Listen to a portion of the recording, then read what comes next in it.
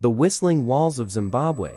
The sound that drove explorers mad. Welcome to Amda Vibes, where today, we are going to southern Africa, to the ruins of a city. Not a small city, not a minor settlement, not the remnants of a village that time forgot. A city that was the capital of one of the most powerful empires in sub-Saharan African history. A city whose walls were built without mortar, without blueprints, without any of the architectural tools that European builders of the same era considered indispensable, and whose walls under specific atmospheric conditions produce a sound, a low resonant, deeply unsettling sound, that early European explorers described in terms ranging from awe, outright terror, that drove expeditions to abandon their camp in the middle of the night, that the people who built the city understood and built into the walls deliberately. This is the story of Great Zimbabwe. Part 1: What Great Zimbabwe actually is. Great Zimbabwe is a complex of stone ruins located in the southeastern hills of modern Zimbabwe.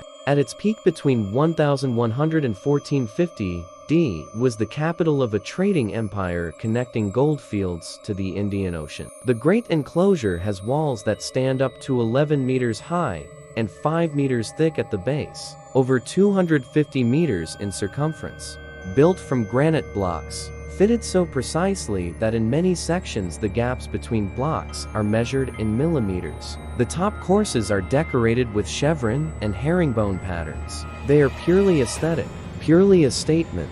We built this. When the first European explorers arrived in the 19th century, they refused to believe Africans had built it. They invented theories involving Phoenicians, but the archaeological evidence is unambiguous. Great Zimbabwe was built by the ancestors of the Shona people, by Africans, without outside assistance. Part 2: The sound. The first documented European accounts include, with remarkable consistency, references to a sound that the ruins produced. A sound that appeared under specific conditions, most commonly at night, during periods of changing wind direction. A low, resonant tone. Karl Mach wrote in his journals about sounds he heard while camped near the ruins at night.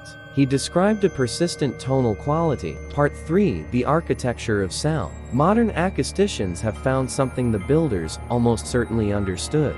The walls sing, physically. When wind passes through the gaps between stone courses, the structure acts as a resonating chamber. The result is a complex, layered chord. Low-frequency sounds in the infrasound range produce a feeling of unease. The source is below the threshold of conscious hearing. The body feels it.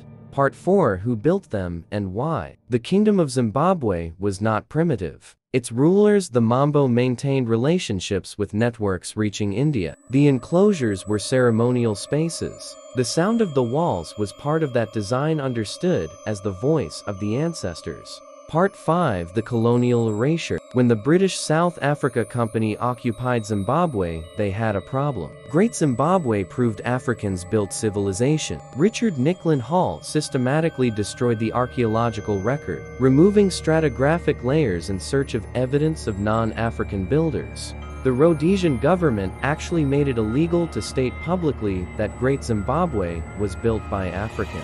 Not just discouraged. Illegal. Part 6: What the Shona say. The sound is the voice of Mawari, the supreme being, a god who speaks through specific places.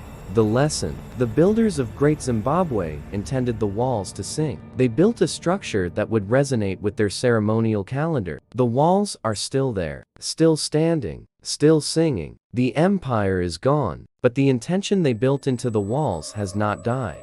The stones. Remember what the history books forgot. If this story moved you, share it today. Subscribe to Amda Vibes for more. We'll see you in the next one.